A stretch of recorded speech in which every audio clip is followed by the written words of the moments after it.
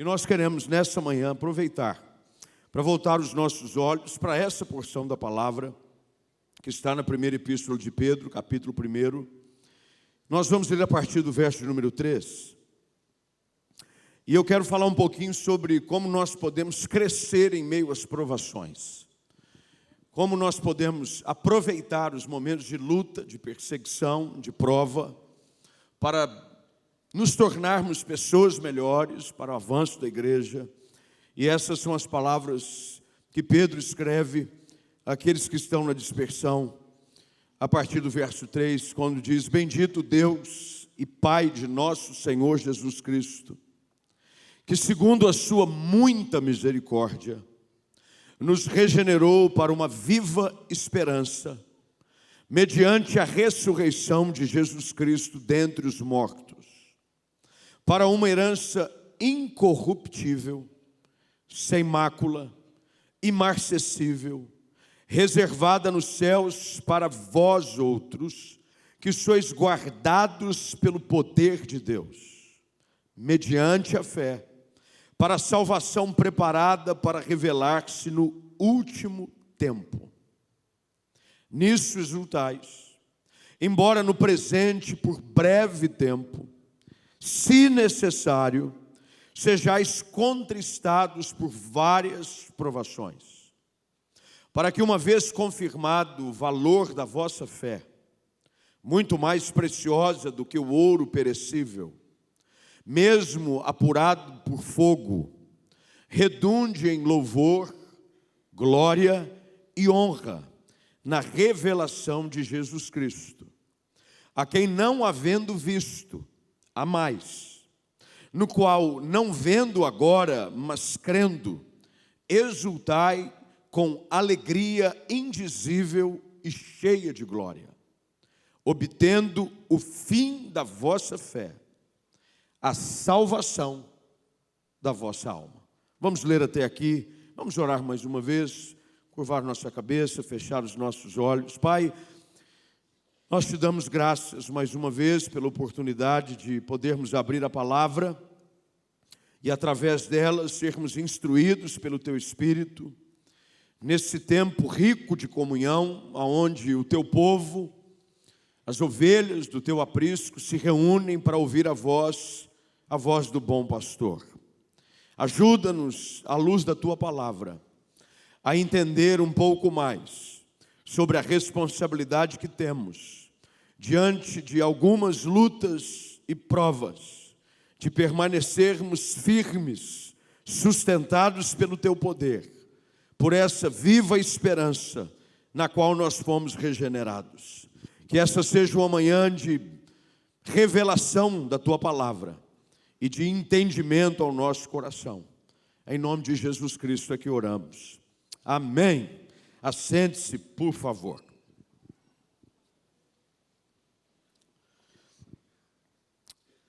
Alguns estudiosos, aqueles que estão um pouco mais voltados para esse contexto do cristianismo ao redor do mundo, afirmam categoricamente de que hoje são martirizados muito mais cristãos do que eram na época em que a igreja vive a sua primeira dispersão. Acompanhou-se, não muito tempo atrás, durante a invasão do Estado Islâmico, em algumas regiões aonde o cristianismo havia chegado, tamanha barbaridade que era realizada ao matarem e filmarem com requintes de toda crueldade aqueles que professavam a sua fé. Eu, há alguns anos, faço parte de um grupo que ele é mundial, mas tem representação em todos os países aonde o cristianismo chegou, chamado Global Kingdom. Alguns pastores aqui do Brasil, de igrejas relevantes, fazem parte. E cada reunião, nós nos reunimos uma vez por ano, sempre, no mês de agosto. Agora, daqui 2 meses, nos reuniremos em Brasília para a 10ª reunião. São 10 anos que começou essa iniciativa de reunir igrejas de relevância para falarmos sobre propósitos do reino e trocarmos ideias e orarmos uns pelos outros. E em todas essas reuniões, todas elas, sempre é dado um espaço para alguém falar sobre a dificuldade da igreja em algumas áreas do mundo. Me lembro de um pastor egípcio, a sua igreja no Cairo. E ele veio contar a experiência de como é viver o evangelho do lado de lá, debaixo de uma perseguição islâmica, aonde cristãos são mortos por conta da sua fé. Diante disso, ele trouxe-nos algumas fotos e vídeos, alguns difíceis de serem assistidos, de famílias todas serem colocadas para fora de casa e brutalmente assassinada diante das câmeras, pelo simples fato de serem cristãos. As suas casas eram marcadas, e eu não sei quantos se lembram disso. Durante um tempo saiu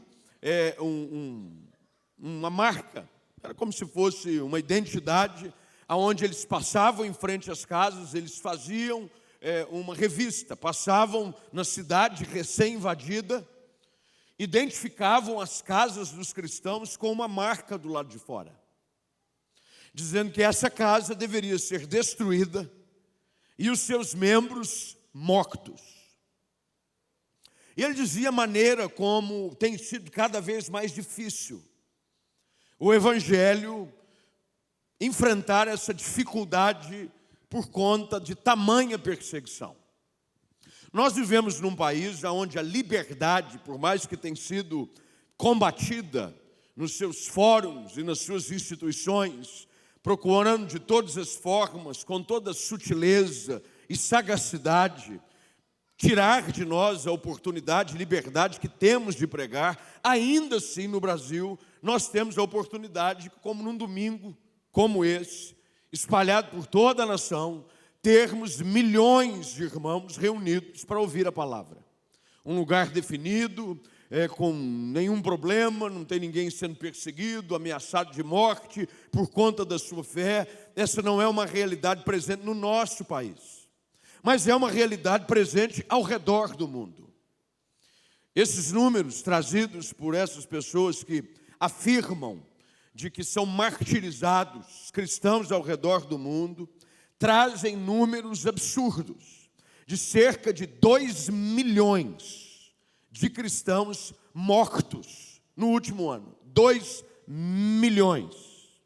Aconteceu recentemente uma igreja na Nigéria, aonde no meio de um ensaio do coral, olho no coral, o coral estava ensaiando, entra um grupo, sequestra o pastor, seus filhos, uma parte da igreja, são levados para fora e desde então não se ouve mais notícias sobre eles. A perseguição faz parte da história da igreja. Quando você começa a estudar o livro de Atos dos Apóstolos, ainda no capítulo de número 8, quando você começa a ouvir o relato da perseguição, da morte de Estevão, da decapitação de Tiago, da sua morte, do seu martírio, a igreja perseguida e agora no capítulo 8, espalhada. Ela chega até Samaria por conta da grande perseguição. E em cada um desses momentos em que a igreja enfrenta oposição, Deus sempre levanta uma voz de encorajamento e ânimo. A carta que lemos hoje de manhã, a carta que Pedro escreve, é uma carta que vem de encontro a um período também complexo para a igreja naquela época. Os estudiosos afirmam que essa carta foi escrita logo após o período em que Nero havia incendiado Roma. Dizem que Nero havia incendiado Roma pela sua compulsão em construir. E como ele não conseguia construir mais nada novo, ele disse, eu vou queimar para poder construir de novo. Doido. A sua popularidade, por conta da república, começa a cair e ele precisa de um bode expiatório. E os estudiosos afirmam de que ele pega os cristãos e coloca sobre eles a responsabilidade e culpa de terem incendiado Roma. Eles já não eram bem vistos, os cristãos mesmos, os romanos, os gentílicos, porque havia uma ligação com os judeus e eles não eram bem vistos. Começam então a ser perseguidos de forma voraz, não só em Roma, mas em todo o império. Em todo o império nasce uma perseguição terrível contra a igreja do Senhor Jesus Cristo. É por isso que Pedro, na sua primeira carta, começa da seguinte maneira, e é importante que você, por favor, mantenha a sua Bíblia aberta, para você acompanhar o raciocínio do texto, porque eu quero não só olhar para a sua colocação espiritual, mas também histórica, no seu contexto, no qual foi escrito, porque Pedro diz assim: apóstolo de Cristo, aos eleitos que são forasteiros na dispersão, e ele nomeia cidades, Ponto, Galácia, Capadócia, Ásia, Bitínia, todas essas estavam debaixo do Império Romano. E Pedro então escreve essa carta durante esse período, para que essa carta servisse de inspiração por parte do Espírito Santo, para ensinar aquele povo a viver vitoriosamente em meio a tanta hostilidade. É fato, como eu disse, que nós não somos ameaçados publicamente pela nossa fé, mas a nossa fé tem sido cada vez mais agredida nos últimos anos. Algumas colunistas, alguns jornalistas, algumas pessoas de expressão chegam a ponto de fazer chacota com a fé. Zombam, colocam situações aonde nós nos sentimos desconfortáveis e, querendo ou não, estamos diante de uma ameaça à pregação da palavra. A última decisão do Supremo Tribunal Federal é de que, quanto àquilo que a palavra de Deus fala sobre relações sexuais entre pessoas do mesmo sexo, só podem ser tratadas e abordadas dentro do templo evangélico. Isso quer dizer que você, como crente, não pode pregar a palavra fora da igreja. Se chegar qualquer coisa dentro deste assunto e você quiser assumir a sua posição na palavra, você agora, perante a lei, está proibido de fazê-lo. A perseguição ela vem de uma forma sutil. As lutas surgem de uma forma sutil. E nós precisamos abrir os nossos olhos. Porque há uma batalha constante. O inimigo da nossa alma, Satanás, não quer de nenhuma forma que a igreja avance. Há um estudo recente que diz que nos próximos anos, se o crescimento da igreja continuar como está, seremos metade da população em poucos anos. Estima-se pelo último censo que existem cristãos evangélicos. Não estou colocando aqui os católicos como cristãos na conta, estou dizendo evangélicos. São cerca de 35%. Mas se continuar essa onda abençoada de crescimento, chegaremos em poucos anos a mais de 50% da população brasileira declarando-se evangélica. Agora, seria tolice da nossa parte achar de que o avanço da igreja não enfrentaria a oposição das trevas. Em toda a história da igreja, quando a igreja avança, o inimigo tenta de todas as formas impedir o avanço. O que nós sabemos, a história nos diz e a palavra afirma, é de que mesmo em meio às lutas, a igreja do Senhor Jesus continua triunfantemente avançando. Digam amém. Ninguém detém, como diz o hino, é obra santa. Nada pode impedir o avanço da igreja. Tentam calar a voz da igreja, tentam calar a voz da mensagem, o evangelho tenta se colocar dentro de uma caixinha, mas quem conduz a sua igreja é o cabeça da igreja, é Jesus Cristo. E Ele nos leva de vitória em vitória em meio às provas. É por isso que Pedro agora, e eu quero caminhar com os irmãos alguns versículos desse trecho do primeiro capítulo, aonde ele busca encontrar formas de encorajar a igreja que tanto passava por dificuldades. Ela aplica-se dentro de um contexto bastante específico, porque era um contexto histórico, mas ele também é trazido para os nossos dias hoje, em meio às nossas batalhas.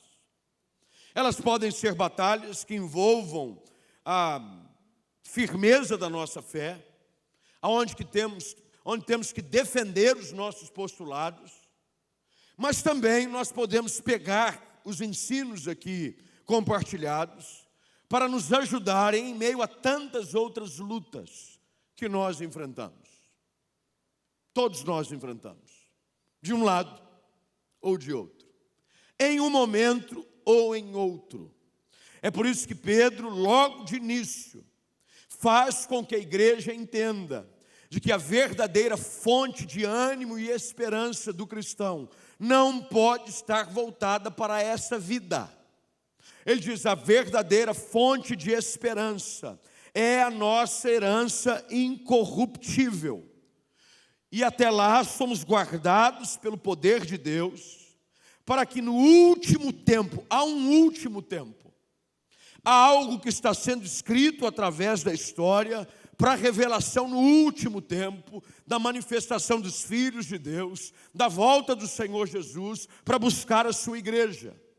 E ele então, a partir do verso de número 6, ele enumera algumas coisas. A primeira delas é sobre caminhar sem perder a esperança. Todas as vezes que nós caminhamos e a esperança nos é roubada, nós desanimamos de continuar caminhando. Pedro, desde o início, fala sobre essa viva esperança.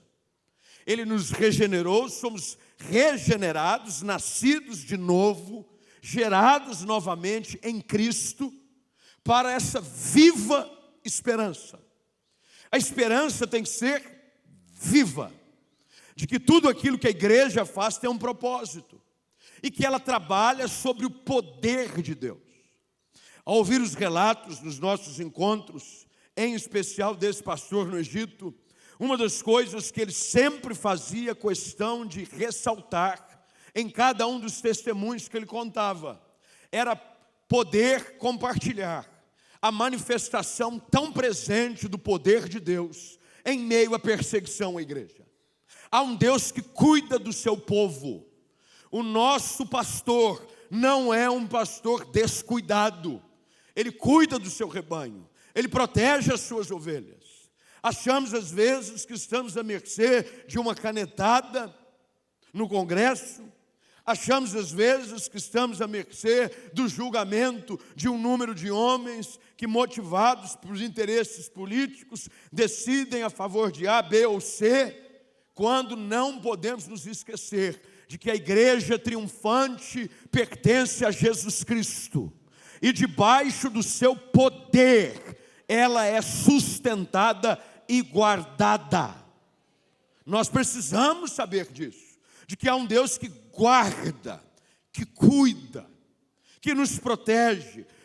Pedro, desde o início, diz isso: há um poder de Deus, nós somos guardados pelo poder de Deus. Então, logo de início, eu quero te ajudar a entender isso. Você não está sozinho nunca. Deus é quem te guarda. Louco é aquele que acha que está entregue a si mesmo ou à mercê de um ou outro. Somos guardados pelo Senhor. Ele é quem nos guarda.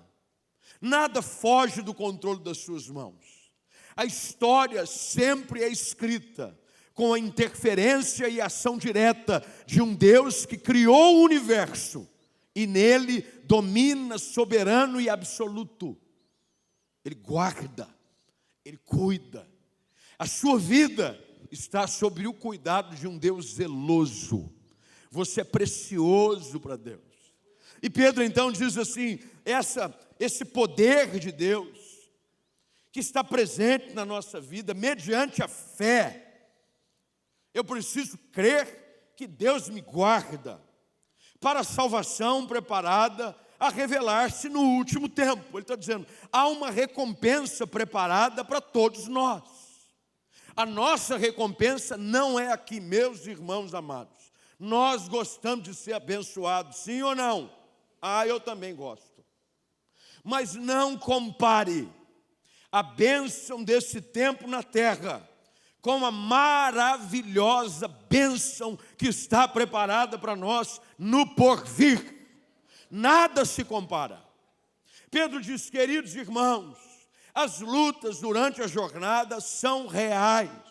É por isso que ele entra no verso número 6, agora abordando, dizendo, nisto exultais. Ele está dizendo, exulte-se no que há de vir, não no que está acontecendo agora. As provas, as lutas, enquanto aquele pastor egípcio falava sobre as provações, a gente achava que ele ia estar chorando, porque tinha gente sendo perseguida, gente sendo lançada na cadeia, gente sendo acusada de uma forma desleal e imprópria. Ele tinha um sorriso no rosto, dizendo, porque nós sabemos que mesmo em meio às lutas, pessoas têm entregado a sua vida a Jesus Cristo. Quanto mais a perseguição vem, mais a igreja cresce. Uma das coisas que sempre beneficiou o avanço da igreja foi perseguição. A perseguição serve para peneirar o trigo. Serve para dizer quem é de Deus, quem não é. E quando estamos debaixo dessa perseguição, deste ataque, a igreja floresce. O irmão que é o líder, o mediador desse grupo, que é um brasileiro, Elias Dantas, falava sobre a maneira como a igreja perseguida, atacada na Síria, agora se faz presente pela participação de algumas igrejas que uniram-se para reconstruir casas de cristãos que foram destruídas e bombardeadas durante a guerra. Agora olha que maravilha, preste atenção para você entender como o poder de Deus age mesmo em meio às lutas. Cada casa que é entregue é colocada do lado de fora da casa. Essa casa foi construída com ofertas levantadas por irmãos cristãos espalhados ao redor do mundo. E as pessoas que passam em frente à casa e veem a plaquinha dizem assim, eu preciso conhecer esse Deus, de que mesmo depois, quando a tragédia nos atinge, Ele tem o poder de restaurar e fazer tudo novo. O Evangelho sempre vence. A mensagem sempre vence. A duras penas, a altos custos, é verdade. A nossa salvação custou um preço altíssimo. Mas o resultado do avanço da igreja é inquestionável. É por isso que Pedro fala sobre eles quanto a caminhar firmados na esperança. Todo o contexto da carta trabalha nesse sentido. Guarde a esperança, Deus está no controle. No meio da sua luta, e agora saindo um pouquinho do contexto da perseguição à igreja, talvez um contexto de perseguição pessoal, mas se é pessoal, é a igreja, porque você é parte da igreja. Ninguém é sozinho a igreja, viu gente? Porque tem gente que diz assim, eu não vou mais em lugar nenhum, porque eu sou a igreja. Você não entende nada sobre o significado do que é igreja. Igreja é um ajuntamento de pessoas. Você não consegue se juntar consigo mesmo. Se te perseguem, perseguem a igreja. No meio dessa sua luta, o que Deus quer que você entenda também é de que você não pode perder a esperança de que Deus está no controle. E no final, aquilo que Ele estabeleceu como sendo verdade vai se cumprir. Pedro, dentro do objetivo dessa carta, também coloca a importância de não permitir com que as pessoas se tornem amargas. Porque em meio às provas, nós podemos azedar a alma. É verdade ou não é? A gente azeda. A gente fica assim, meio que de mal com a vida. Você fica de mal com Deus, você fica de mal com a igreja, você fica de mal com os irmãos, você fica de mal com tudo. Pedro tem como objetivo nessa carta não permitir com que o coração deles fique amargo, mas que em meio a toda a prova, eles entendam de que tudo que está acontecendo tem um objetivo: depurá-los, apurá-los, trabalhar. As provas servem para nos fazer pessoas melhores. Esse é o objetivo. No meio da luta, a gente canta um cântico que antigamente era muito comum nos cultos, que era da igreja da comunidade da Zona Sul do Rio de Janeiro, pastor Marco Antônio Peixoto. Cada vez que a minha fé é provada, tu me dás a chance de crescer um pouco. A gente gosta de cantar, mas de viver é difícil. Mas essa é a verdade. Cada vez que a minha fé é provada, fé que não é provada não tem utilidade alguma. É a prova. Você precisa ser colocado à prova. E Deus usa as provações e as lutas da vida como um livro didático na escola do sofrimento, para nos ajudar a aprender a viver pela fé. Vivo por fé. Afinal de contas, as Escrituras afirmam de que o justo viverá pela fé. Se você vai viver pela fé, é bom que a sua fé seja tratada, provada e comprovada. Se eu vou viver pela fé, eu não posso ter uma fé michuruca. Porque tem gente que vive de circunstâncias. Tem gente que vive de situações. Mas o crente em Jesus vive pela fé. Isso quer dizer o seguinte: pode estar difícil, pode estar sendo perseguida a igreja, pode estar vivendo em minhas lutas, mas eu não me deixo levar por nenhuma dessas situações. Eu vivo pela fé. E em cada prova, Deus me ajuda a depender mais dEle e menos das coisas. Menos das coisas, mais de Deus. Pedro continua com o seu objetivo de fazê-los olhar para Deus. Nós estamos continuamente como igreja diante de um relógio que não para. O relógio de Deus continua regendo o desfecho da história. E em meio às nossas lutas, em meio à perseguição, nós precisamos olhar para Deus. Olhe para o Senhor. Em cada momento, em cada dificuldade, olhe para o alto. O salmista, no Salmo de número 121, diz que no meio da sua luta, ele eleva os seus olhos para onde? Para os montes. De onde vem o socorro? Vem do Senhor. Eu olho para o alto.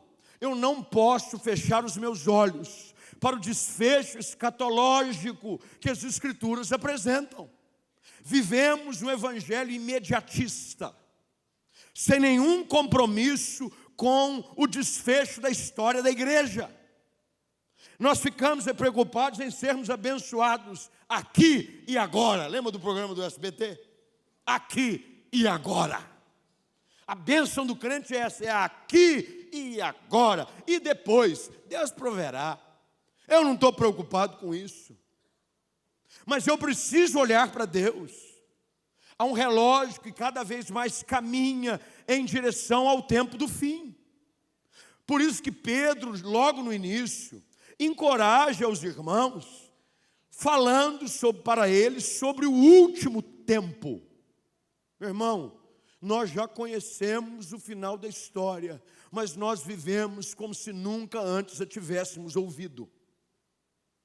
A gente conhece sobre o plano de Deus de redenção, em que Ele virá buscar a sua igreja, e que nos últimos dias os tempos seriam difíceis, a maldade dos homens se multiplicaria, você seria entregue pelos seus próprios irmãos, perante as cortes dos países, e a gente às vezes se assusta.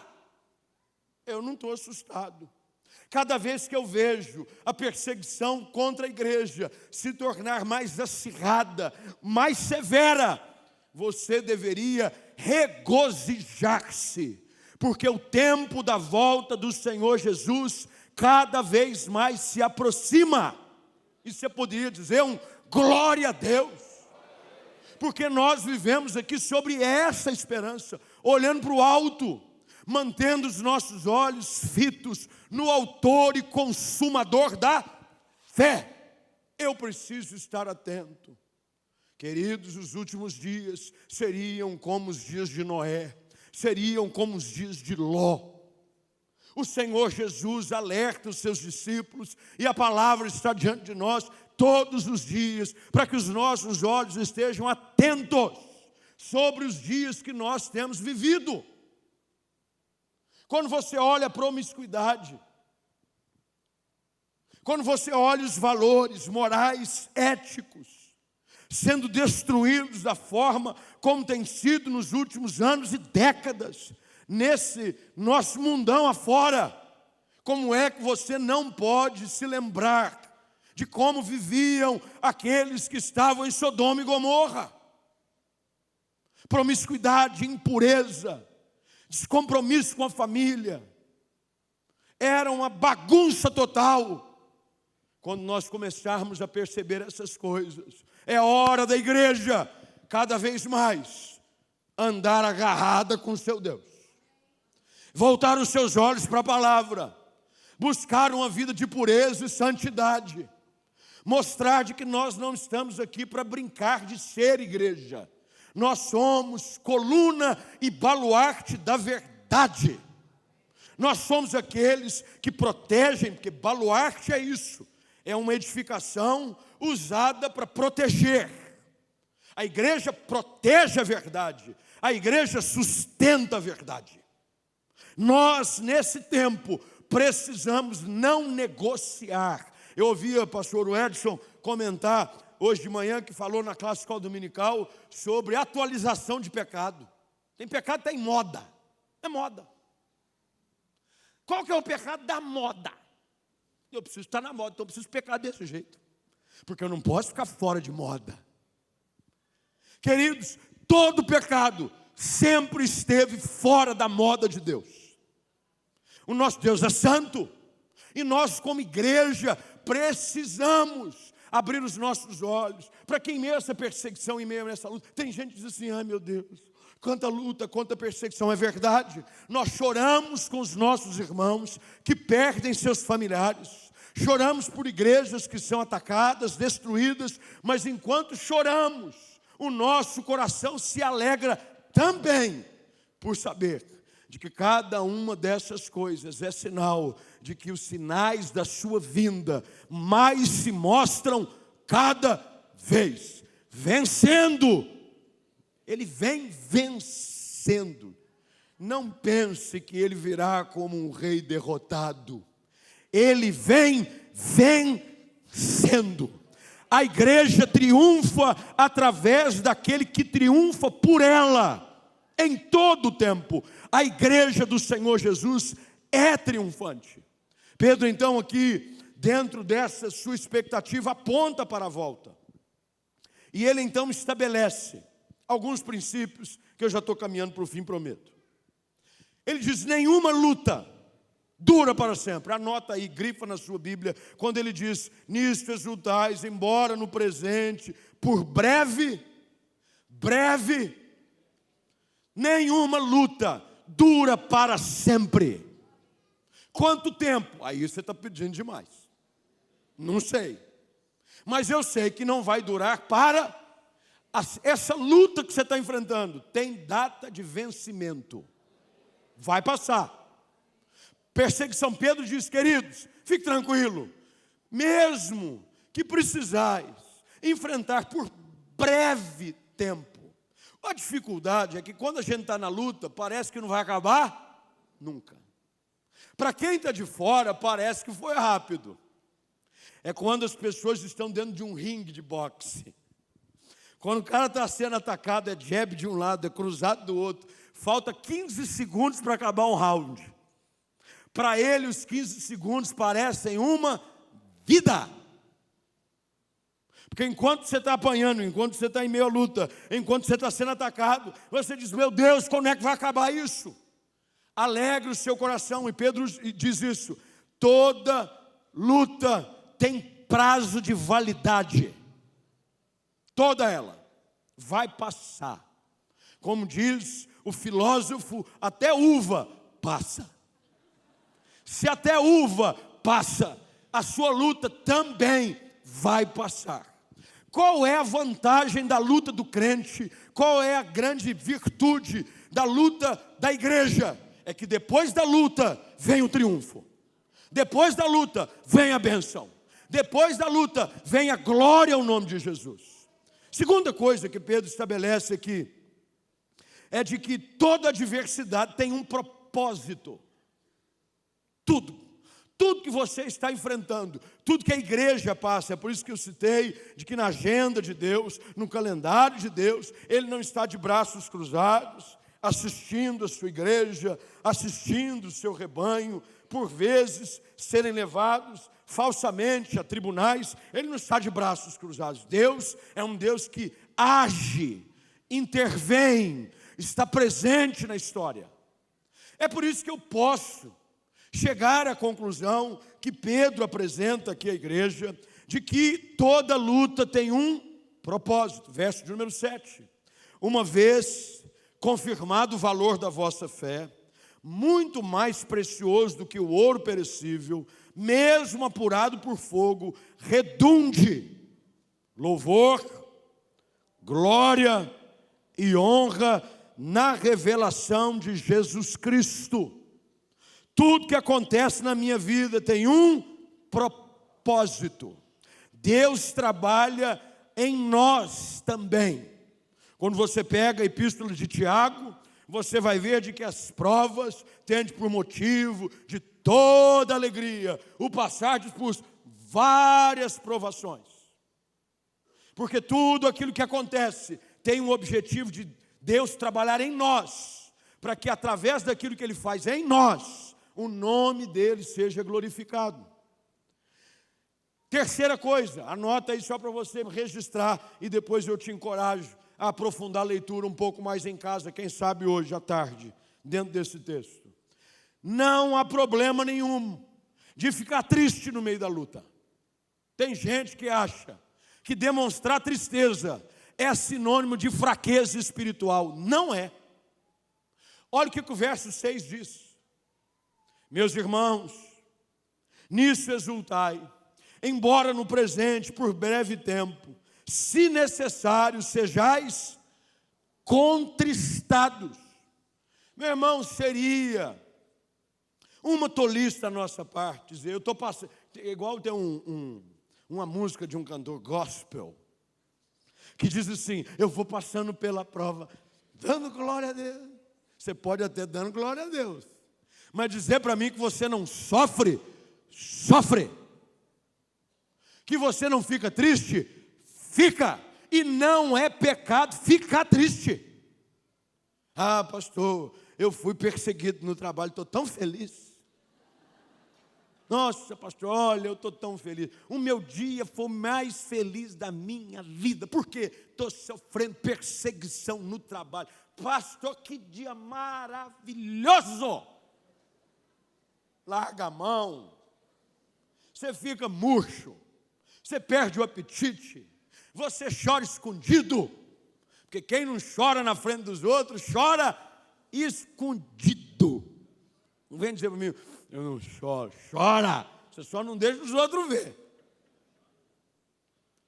Normal.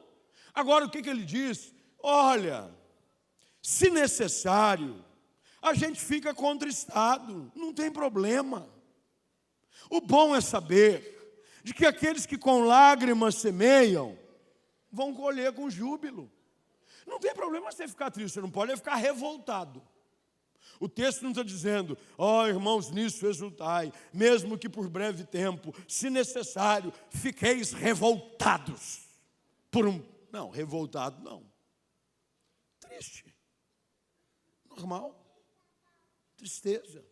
A tristeza produzida por Deus, Paulo escreve, produz cura, produz arrependimento, faz bem.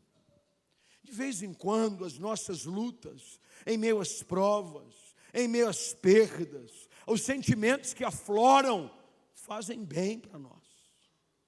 Não tem problema. Ah, pastor, mas eu estou triste. Eu também fico triste de vez em quando. Mas bom é saber de que essa tristeza também vai passar. E que daqui a pouco a lágrima vai ser revertida ou transformada em riso. Riso. Vamos caminhar. A provação, Pedro diz, uma vez confirmada, verso de número 8, prova o nosso amor para com Deus. No meio da nossa luta, no meio da prova, é que eu demonstro o meu amor para com Jesus Cristo e o seu Evangelho. Ele diz, a quem não havendo visto mais, no qual não vendo agora, mas crendo, exultai com alegria indizível e cheia de glória. No meio das provas, no meio das lutas, eu tenho a capacidade e a oportunidade de revelar o meu amor para com Cristo e a sua igreja. Choramos com os que choram, nós nos alegramos com os que se alegram. No meio da luta, eu revelo o meu amor por Cristo. Está difícil, mas eu não abandono o meu Senhor. Estou passando por luta, mas eu não abandono aquele a quem eu amo com todas as minhas forças. Porque se no meio da prova você abandona o reino e o seu Senhor, o seu amor para com Ele é duvidoso. Nós amamos mesmo em meio às lutas. E nós o amamos porque Ele nos amou primeiro. Nós somos alvos do seu amor. A sua graça nos alcançou, mudou a nossa história. Pode não estar do jeito que eu gostaria que estivesse, mas eu continuo amando o Senhor Jesus. Eu continuo amando o Senhor Jesus. Dentro de um momento de prova que Jó atravessa, e eu termino aqui, ele havia perdido os seus bens, ele havia perdido os seus filhos, ele havia perdido a sua saúde, e a sua mulher diz a ele, amaldiçoa o teu Deus e morre. Ele diz, você fala como uma louca.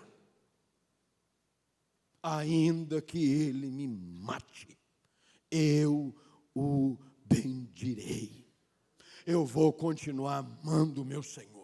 No meio das lutas, no meio das perdas, em meio às situações que eu não entendo, em meio às provas, eu mostro e comprovo o meu amor para com aquele que me resgatou, que mudou a minha história e que tem um plano perfeito para a minha vida sempre, sempre e sempre. É por isso que a igreja de Jesus Cristo continua crescendo.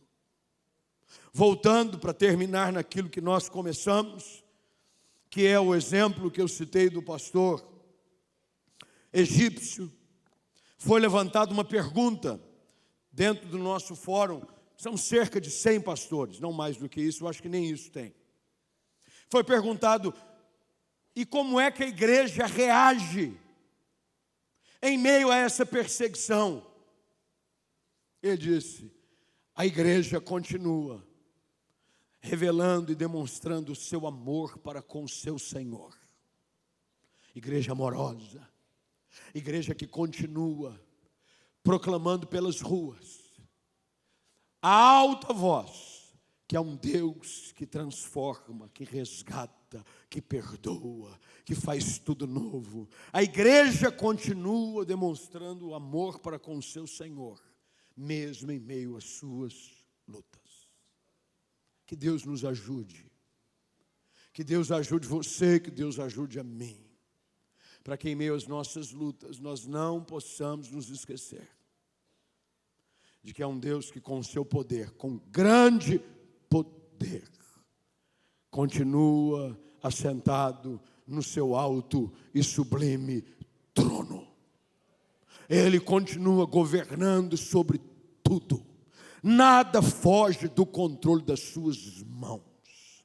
E a igreja dele seguirá sempre triunfante, vencedora, através do testemunho de fé de cada um de nós, porque vencendo, vem Jesus. Vamos ficar de pé.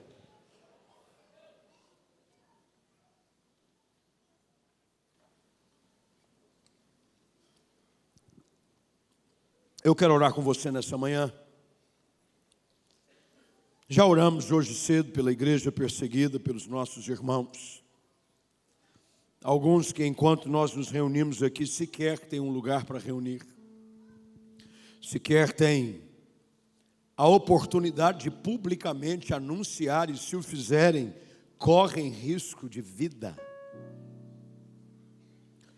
Nós já oramos por eles, mas nós queremos orar hoje também por todos quantos nessa manhã que talvez estejam passando em meio às provas, em meio às suas lutas. Para que você entenda, Deus está no controle de tudo. Tem prazo de validade, você segura firme aí. Se você abandonar o barco no meio da tempestade, você morre afogado. Fica firme, vai passar. Tem um propósito. Deus vai cumprir o propósito perfeito dele em você e através dessa situação. Mantenha os teus olhos fitos nele, autor e consumador da sua fé. E em meio a isso, guarda o teu coração. Não permita se azedar por dentro, mas que você continue amando a Cristo, amando a sua igreja, amando a sua palavra e sendo testemunho contínuo de um Deus poderoso, um Deus maravilhoso que age através da história.